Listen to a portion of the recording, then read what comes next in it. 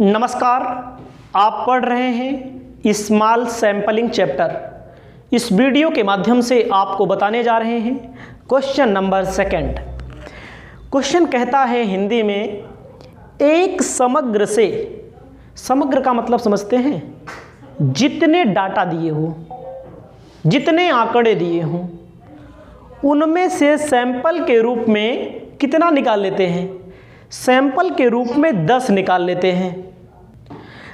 कहा गया है 63, 63, 66, 67, 68, 69, 70, 70, 71, 71 और इनमें से जो निकाला गया कुछ, मतलब कि आंकड़ा निकाल लिया जाता है, सैंपल निकाल लिया जाता है, ये सैंपल निकाले गए हैं। और जो औसत दिया गया है, औसत का मतलब देखो, जैसे मैंने थोड़ी देर के लिए माना, हमारी बात समझिए, एक बोरा गेहूं है या कोई सिंपल मान लीजिए, किसी नगर की जनसंख्या के बारे में, किसी इनकम के बारे में, सबका औसत निकाल करके दिया है। कितना? सबका औसत निकाल के दिया है 66 इंच। किसके रिलेटेड? यह है हाइट से रिलेटेड, और उनमें से 10 का अलग कर लिया गया है। तो जो 10 का अलग कर लिया गया है, आपको लिखना है उसके लिए x, उसके लिए लिखना है आपको x, जो समग्र आपके सामने दिए गए हैं, आंकड़े आपके सामने दिए गए हैं। उसमें 63, 63, 66, 63, 63, 66, 67, 68, 69, 70, 70, 71, 71। इतना आप अपनी कॉपी में लिख लेंगे। आपको ध्यान देना है, x भैया ये दिया है, पूरा म्यू कितना निकाल के दिया है? पूरा म्यू दिया है इक्वल टू 66 निकाल करके दिया है। हमारा फॉर्मूला क्या होता है? फॉर्मूला पहले ध्यान लीजिए, T test equal to, T का मतलब टेस्ट, टी टेस्ट। हमारा फॉर्मूला क्या होगा? फॉर्मूला हमारा होगा का x bar minus mu upon S, root के अंदर n माइनस 1। ये हमारा फॉर्मूला होगा। आपको ध्यान देना भैया, सबसे पहले हम x बार निकाल लेंगे। समझ में आया? x बार कैसे निकालेंगे? जैसे जैसे लिख रहे हो वैसे वैसे लिख लो आराम से, सिग्मा x अपान n। इसको ऐड करेंगे तो आ जाएगा सिग्मा x 678। समझ में आया? हमारा 678 n हमारा 10, 67.8 हमारा आ जाएगा x बार। 67.8 हमारा आ जाएगा x बार। इतना सबके समझ में आ जाएगा और पूरा क्वेश्चन सबके समझ में आएगा। अब आपको बताना चाहते हैं, हमको चाहिए यस। यहाँ पर इस चैप्टर में जो रूल लगता है, नियम लगता है, कानून लगता है इस चैप्टर से रिलेटेड, तो यस निकालने के लिए सूत्र लगता है S square equal to sigma X, X minus X का स्क्वायर अपान एन। उस मेथड से भी निकाल सकते हैं, इस मेथड से भी आप निकाल सकते हैं। ठीक है? अब समझिए, x में से x बार माइनस कर लो तो आपका आ जाएगा, क्या आ जाएगा? d मान लो। ठीक है? और x बार माइनस कर लीजिए। देखो, पिछले क्वेश्चन में शॉर्टकट मेथड लगा दिया था, यहाँ पॉइंट में आया है तब भी डायरेक्ट मेथड में लगा दे रहा हूँ। कोनो दिक्कत नहीं है, कोई भी परेशानी नहीं होगी। ध्यान दीजिएगा, तो x बार कितना निकल के आया है? 67.8। 63 में से 67.8 माइनस करो तो आपका आएगा माइनस का 4.8, माइनस का 4.8, यहाँ पर बढ़ जाएगा, यहाँ पर आ जाएगा माइनस का 0.8, यहाँ पर आपका हो जाएगा 0.2, उसके बाद 1.2। ध्यान दीजिएगा, तो देखो ये x है आपका, इसी x में से x बार माइनस कर दे रहे हैं। 67.8 याद रखना, नहीं तो भूल जाए। 69 में से माइनस करेंगे 1.2, 2.2, 2.2, 3.2 और 3.2, ये आपका आ जाएगा।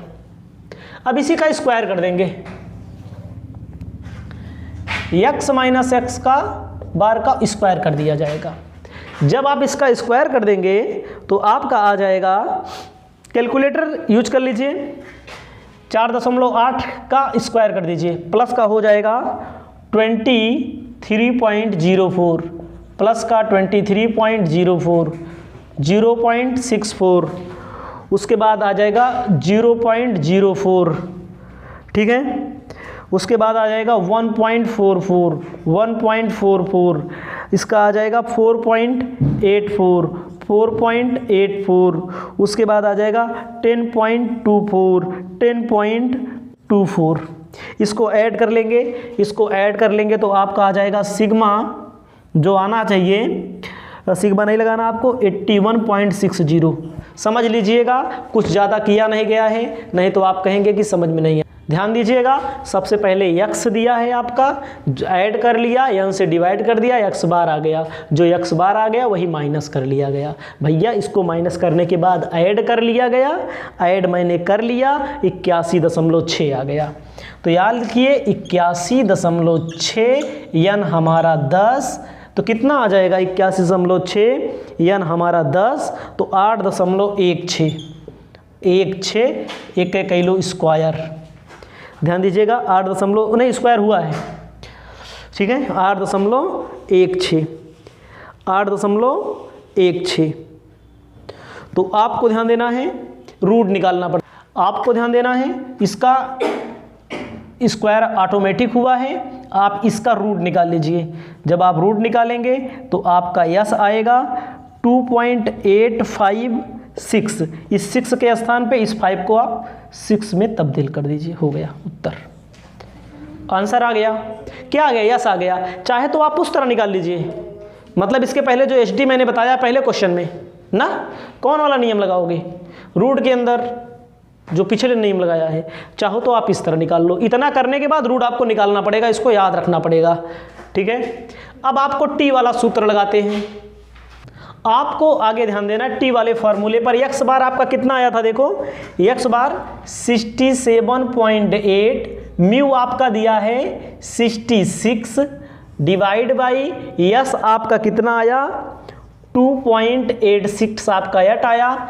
रूट के अंदर यन हमारा कितना है 10 में से 1 माइनस कर दो, 1.8 डिवाइड बाई 2.86, यहाँ पर रूट के अंदर 9, उसके बाद 1.8, इसका रूट निकालेंगे तो आएगा 3, 2.86 आपको 1.8 गुणे 3 कर दो, 1.8 गुणे 3 कर दो, 5.4 आ जाएगा। सॉरी यार 5.4 भागे 2.86 भागे 2.86 आपका आ जाएगा 1.889 आ रहा है, 1.89।